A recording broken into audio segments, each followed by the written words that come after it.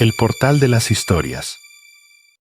There are hours that mark the beginning of a day and others that signal its end, but there is one, a silent hour, an hour with no tomorrow and no yesterday, an hour that belongs neither to the living nor the dead.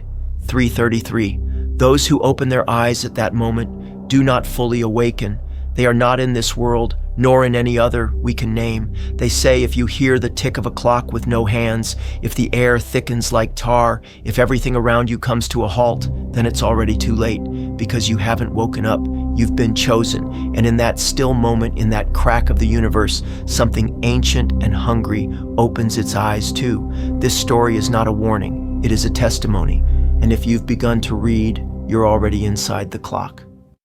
The sound that woke him wasn't external. It was as if something inside him had clicked, a slight but irreversible shift. Daniel opened his eyes and knew, without knowing why, that something had broken. He looked at the digital clock on the nightstand. 3:33. The usual blinking of the seconds had stopped. The silence wasn't normal. It wasn't natural.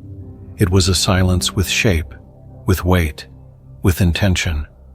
He rose slowly. The floor was freezing, as if it hadn't known warmth for days.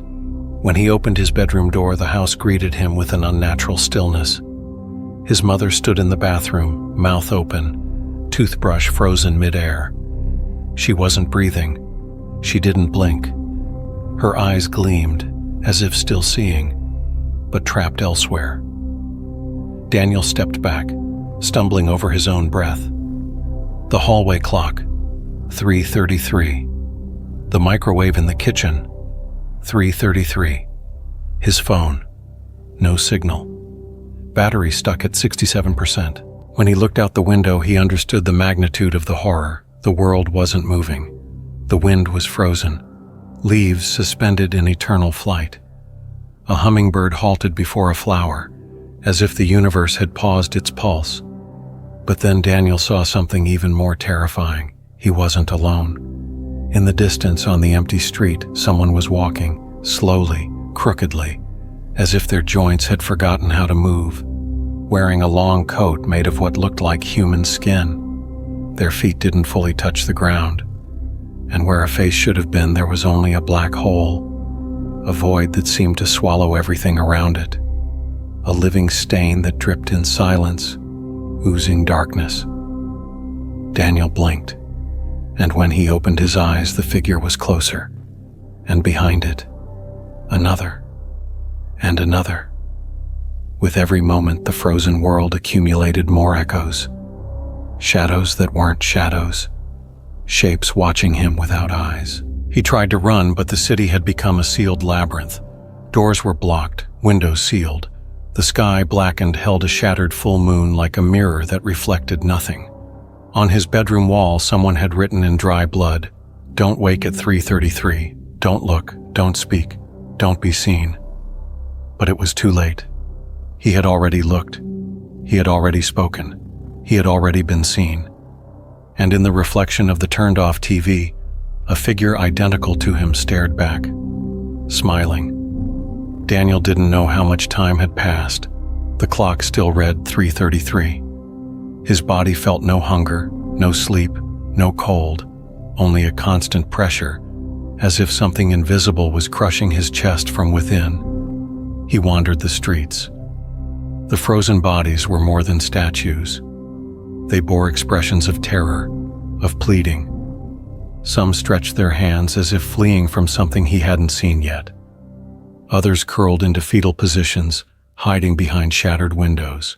And then he found the first, a corpse.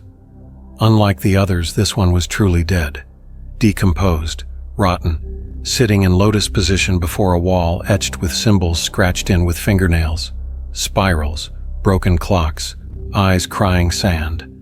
There was a message carved into the flesh of its arm: "We are the awakened. We don't last." Daniel fell to his knees. The stench was unbearable. But there were no flies, no sounds, nothing, except a faint noise, a whisper, as if someone were speaking from beneath the pavement. "You shouldn't have looked," murmured a voice from a storm drain. Daniel turned. Nothing.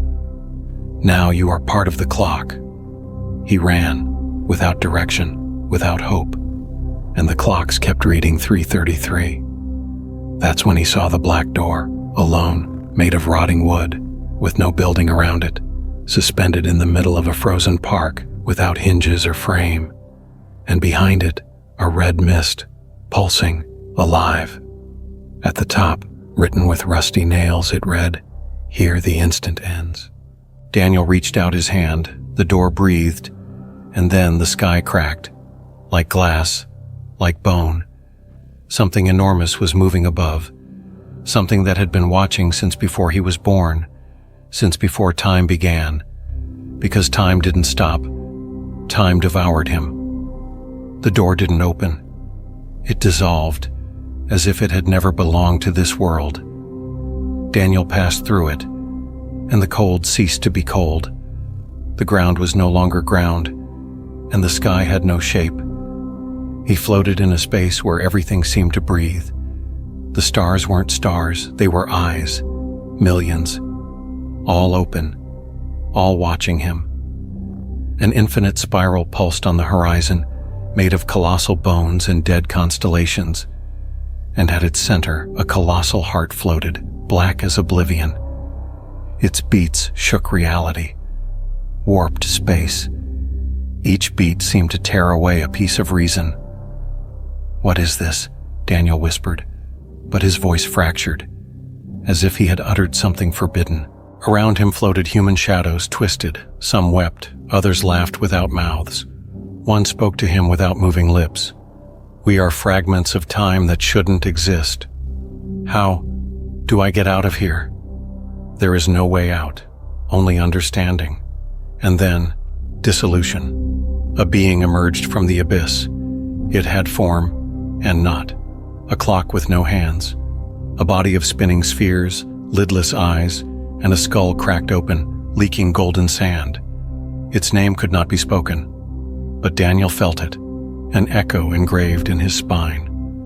The devourer of moments, the chronophage, the one who feeds on those who look where they shouldn't. "Your existence was a mistake," the voice boomed inside his mind. "You were a witness. Now you will become part of it." Daniel screamed, but his voice was sucked into the void. His body began to unravel, thread by thread. His memories were absorbed, transformed into musical notes spiraling into the air. And before he vanished completely, he understood. He had never truly lived. He had only been an echo trapped between 2 seconds, a cursed blink, a crack, and now, others would follow his fate. Because outside, in the world of the living, another clock struck 3:33, and someone else opened their eyes. Her name was Camila Vargas, literature student and intern at the university library. She didn't remember seeing that book before. It was in an unmarked box, hidden among old donations and dusty documents. No title, no author, just a black cover, rough to the touch, that seemed to faintly pulse when held. Camilla, always curious, opened it. The pages were a chaos of symbols, diagrams, clocks, eyes. Some scribbles looked desperate, others precise like mathematical equations. And in the middle of it all, a handwritten phrase, "Don't wake at 3:33. She frowned, flipped through the pages, drawn by a mix of unease and fascination. A name appeared over and over, crossed out, rewritten, tattooed in the margins. Daniel. Daniel. Daniel. I was Daniel. I was a witness. The paragraphs were fragments without logic. Time doesn't move because it doesn't exist. The eyes look from within the bone of the sky. The chronophage eats what is forgotten. And at the end of the book, on a page torn and glued back with dried blood, a warning. If you've read this far, it's already too late. It has already seen you. You are already inside. Camilla dropped the book. The wall clock, which had read 2:47, made a sharp sound. 3:33. The light went out. And in the reflection of the glass case, a figure with her face stared back from the other side, smiling.